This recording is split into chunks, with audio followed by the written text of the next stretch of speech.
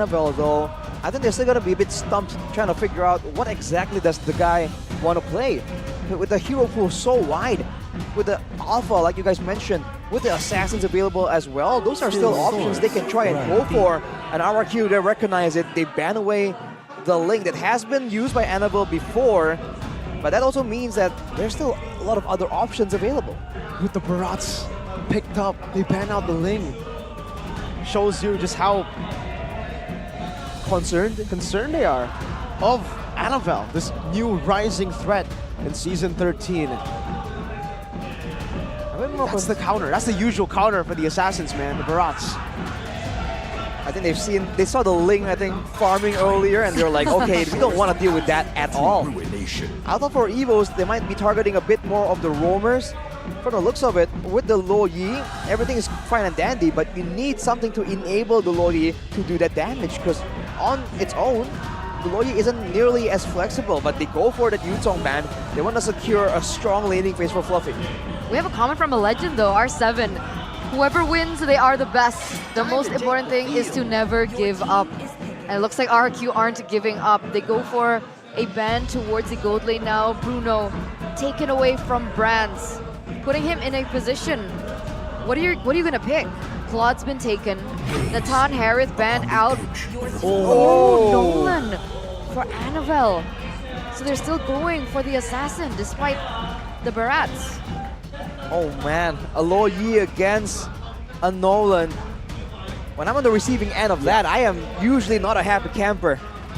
The Lo Yi is just so vulnerable right here, and we've seen Annabelle perform on this Nolan. He can go for the farming routes, the aggressive, like the team fight route technically, and also for those insane flanks. Here's the big question, where's the Arlet gonna go? Last pick from RQ. Is it gonna be Arlet XP? Arlet Roam, Barats XP, Barats Jungle. Last pick is the chip. Whoa! Double teleport for RRQ in this game. And Evos, what do they decide to go for? I was thinking actually the Brody, right? Because they already have so much kill pressure, and they've taken away the Terizla and the Minotaur. Two picks that actually do very well against the Brody. Do they want to risk it still, is my question now. Because now there's a bit more CC and there's so much maneuverability on the map. They can look for these ganks constantly to the Brody. Oh, what? It's a counter to the Claude. It's the Leslie. They want to make sure. Technically, the Leslie's ult can also open up the map, right? True. That is a factor. They're just making sure that they have the main tools of RRQ under cover though. Skylar on the Claude, it's a signature pick. He's always found ways to be successful. But now with the Minotaur, with the Leslie, there's so many ways for Evo to shut him down. And if that happens, who from RRQ will be carrying? Who can output the damage in place of Skylar? From the looks of it though, the lineup rating does favor RRQ. If I'm not mistaken, it favored Evos in the first game. It's a risky pick, Leslie. Very vulnerable. It has its merits in the lane. But long term, we'll see if it works out. It's the debut of Leslie, ladies and gentlemen. And what better way to see a debut pick in the Classic Derby with everything hanging in the balance. Can RRQ come back from this 1-0 deficit? The answer will be found out here, ladies and gentlemen, as we get into the Land of Dawn for game number 2. The Kings of Kings against the White Tigers. Let's take a look at the farming speed here for the Nolan against the Barats. Barats notorious for clearing quick, but that Nolan, man, this farming speed is part of the reason why he's so dangerous right now. And with the clearing that can be assisted by the Minotaur, Clockton is going to have a lot more of an aggressive time here. Look at the rest of the Emblems though. Vin's going to be on the concussive blast to try and get a bit more damage, to help out with clearing, to help out in those team fights. Same can be said for Dream, so a lot of them are putting a lot of attention onto the wave management here, trying to be in the right place at the right time earlier than everyone else. We do see an adjustment though from Skylar. He's on the Purify, so this time he is respecting the CC coming out from Evos. As we take a little bit into detail of the sub-emblems coming through for both of the teams. Brand's going with the weapon mastery here. Really shows how confident he is in the laning phase. It might get punished though. That's a lot of damage. And that's only mainly Vin. It can be traded back. That's where RRQ needs to be careful. They have shown that they are prone to overextending before. They have to try and get that under control. Terrified, Annabelle with the fractures. Well, the ignition's taken down. Clay falling to Annabelle on the Nolan. First blood goes to the Tigers as they look for a fight up top. Skylar with the defensive battle mirror image, just a stun down to Vin, but look at Annabelle who's rotated over. Vin flickers out. And Evos take a big trade early on. Was that the lethal ignition? Yeah, that was a lethal ignition being procced by Annabelle there. That's the extra bit of damage that you don't really see coming, and that's just unfortunate for RRQ, but that is Evos taking the tempo and trying to dictate what happens. RRQ immediately go towards the turtle though. Now it's going to be another big fight, and Vin once again, not level 4, later is Clay. Detonator's welcome used up, but it's only onto the Rizla. Annabelle in the midst of it all, now able to dash away, but Fair 6 secures it. Dawn gets a kill. Venus Fury onto 3, now 4-man knockup. Fluffy in the midst of it all, now can't do anything, taken out. That's a big win for RRQ. 2-to-1 trade, they get the objective as well. RRQ, they're not going down without a fight. It's a better adjustment from RRQ here. They fight in these clump up situations, but they allow Clay the chance to be that main damage output tool.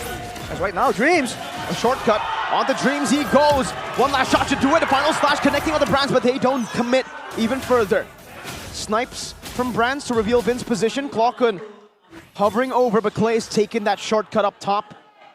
Annabelle in this bush, read out by Fairsick. For the first time in this series, RRQ lead. This is interesting, sorry. The audience prediction of 56 to 44%, that's so close. It just shows you how big the fan base of Evos as well, because every time we've seen a team going against RRQ, it's always an exceptional amount. But Evos' fan base is also as big. And it's insane to see that amount of support for both of these teams.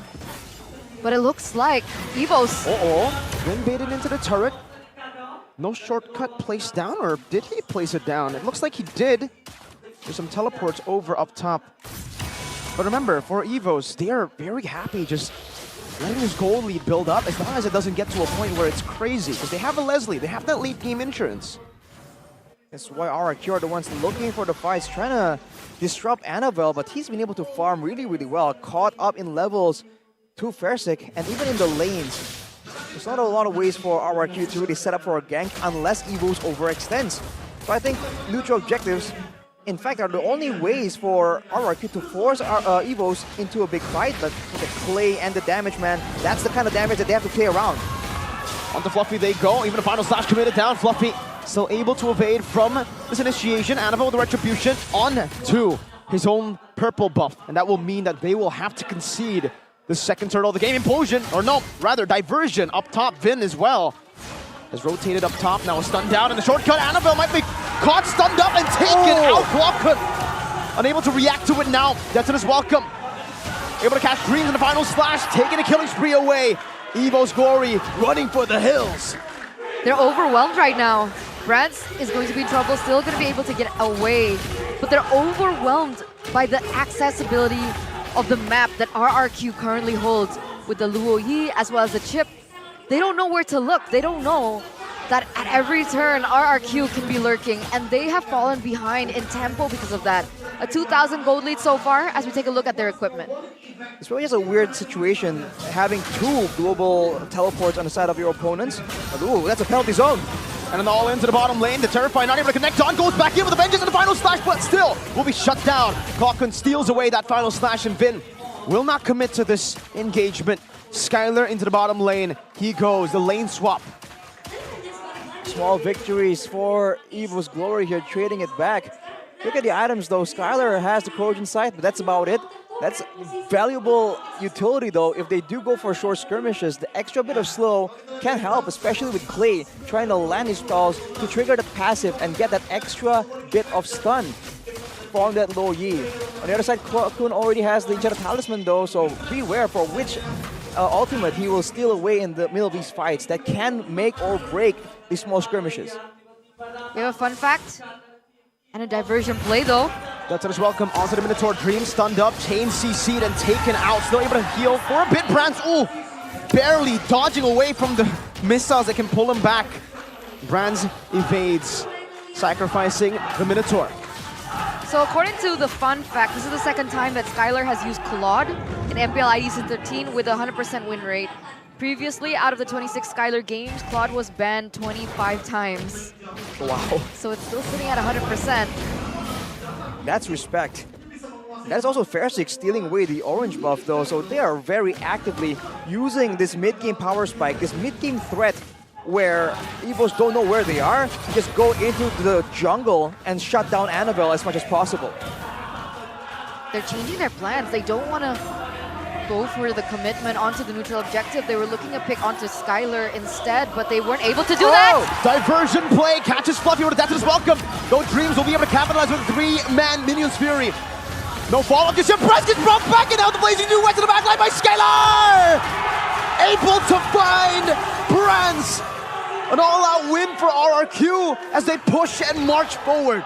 3-4-0 trade. Dreams, Fluffy, and Brands goes down. Their main damage dealer. Skylar gonna look for another one. Annabelle trying to dodge it away, but Skylar catches him. Jumps back to the battle mirror image. That's a 4-0 for RRQ.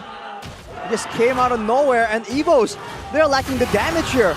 Even though Brands has been trying to farm, trying to stay away from all this aggression. He's forced to get involved right there due to the mobility and the surprise factor from RRQ. And when that happens, his damage output right now doesn't compare to Skylar, who already has the golden staff and the Demon Hunter sword. Penalty zone desperately there. Oh, almost bursted down. Fluffy, the frontliner. Can't take much punishment, not now. That damage coming in from the Luo Yi is overwhelming, and that's what happens when the Luo Yi gets ahead. And that was kind of maybe what they were looking for in game number 1 that they couldn't achieve. Again, using the diversion play to gain access onto the map. Annabelle caught in a bad position here. Still going to be able to escape. And this is the reason why I didn't really like the Leslie pick. Sure, it has its merits in the lane.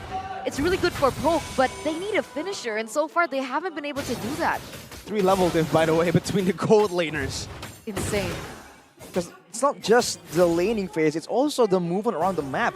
Despite the fact that, of course, these teleports are being used, the diversions are used to set up for big plays, sometimes Skylar takes advantage of maybe a failed gank to really go for a far rotation to get even more farm.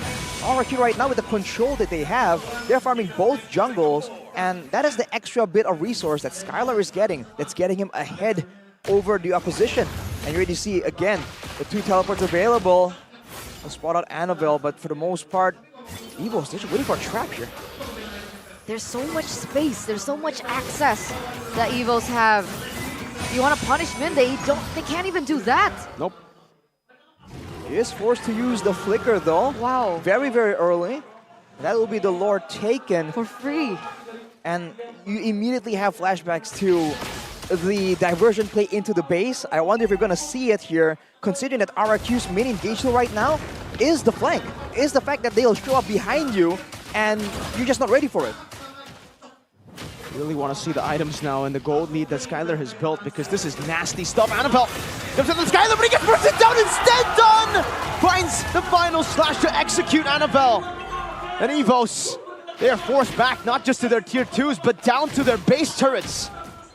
And you're seeing the preemptive itemization, by the way. There's a lot of Twilight armors built up by RRQ. They know exactly what they want to do here. They do not want to allow Brands to play the game. It's a revenge match. They're capping his damage, and the damage is not even there yet. The Lord is marching in the bottom lane, and they're going to go for the end gauge here. Still so far away. That's the missile, bringing Fluffy back. That's a 3-man penalty zone, but what is it going to do? Fluffy able to flicker out, but the final slash pulls him back in now. Plays it right from Skylar again off the clock. Oh, my goodness! Clay with the execute! A triple kill picked up to combo it together with the Blazing Duet. Now Brand's going to be in a wave, but it will just be cleared out. Brand's still there. The shortcut portal used up to tank the turret shots.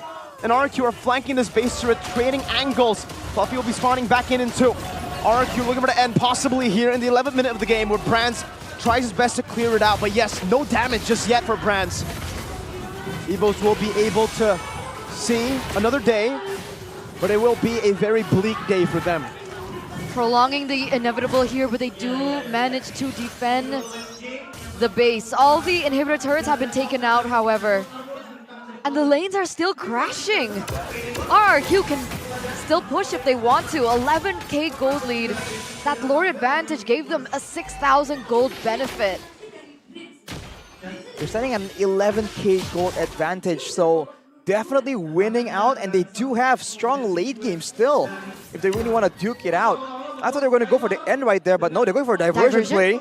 Ooh. Just a surprise play here to just, you know, it's a bit of a prank to Evos.